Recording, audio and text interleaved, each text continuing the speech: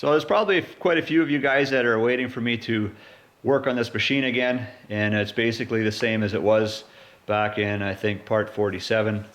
So it's just waiting here. But I tell you guys, I got my bucket list pretty deep, pretty big. It's in the bucket list, but guys, I tell you, I'm a little swamped right now.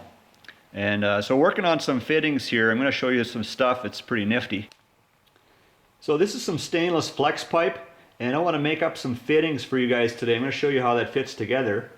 And there's a crimp tool here, and a special little lock washer there, and this O-ring thing. It's a high temperature setup, and it actually fits together really nice. And this piping can bend like crazy without getting damaged. I'm going to show you yet how that works.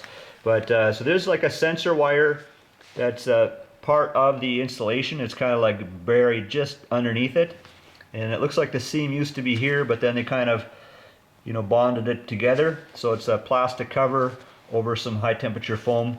This is a pretty nice setup. So I'm going to go ahead and make up a fitting for you guys on the end of something like this. But I'm going to show you guys how this stuff bends.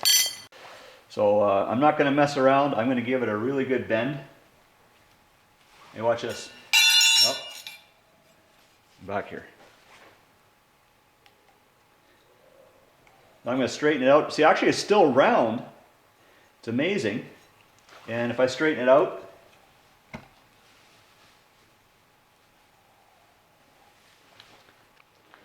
so the way you cut these to length is with a tubing cutter. So I'm going to leave this one the length it is. I'm just going to go ahead and make up a fitting for you guys. And it goes in here. So on this crimping tool, you can see it's got a bit of a ring right here. And it's also on the lid, which can close up. So, and then there's a plunger inside. See that? And I can tap the backside with a hammer. So I'm going to slide the stainless with one rib over that ring that's inside that crimper, and then I can close this guy up. I'm going to go to the bench vise and then tap this into shape, and we'll see what it looks like. So I'm just going to use the bench vise as a support for the bottom, and I'm holding the lid together with my fingers. It really doesn't require much pressure there at all. And so now I can tap the top of that plunger. It doesn't need a lot.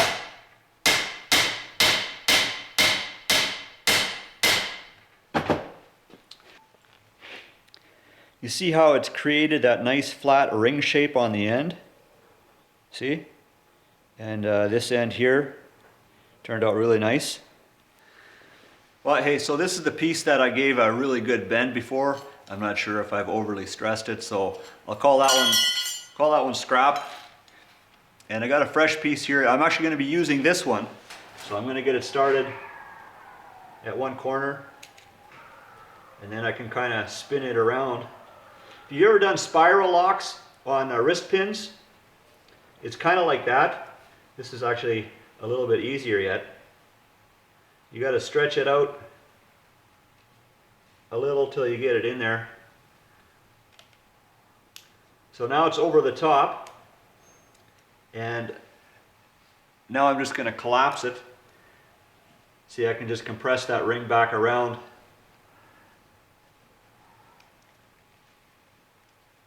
There. You can see it's got those little notches in there, and it's made to kind of open up and get around that crimped end, you know, and then it can just collapse together as you saw me doing there before. So, and lucky for me, I still have this end open so I can get my fittings on there. So I'm going to do that now. So one on there. Another one on here. Okay, so there's two fittings on there. You can see how that works now, right? See that? And then this comes up in behind, and then it's got that high temperature seal. It kind of reminds me of a garden hose, but it's, you know, this is a little more high-end stuff. You know what I'm saying? Okay, so that's how that all goes. And then you got a really nice fitting. And this goes together with, let's see, I'll find another end. So this end slips on this fitting here.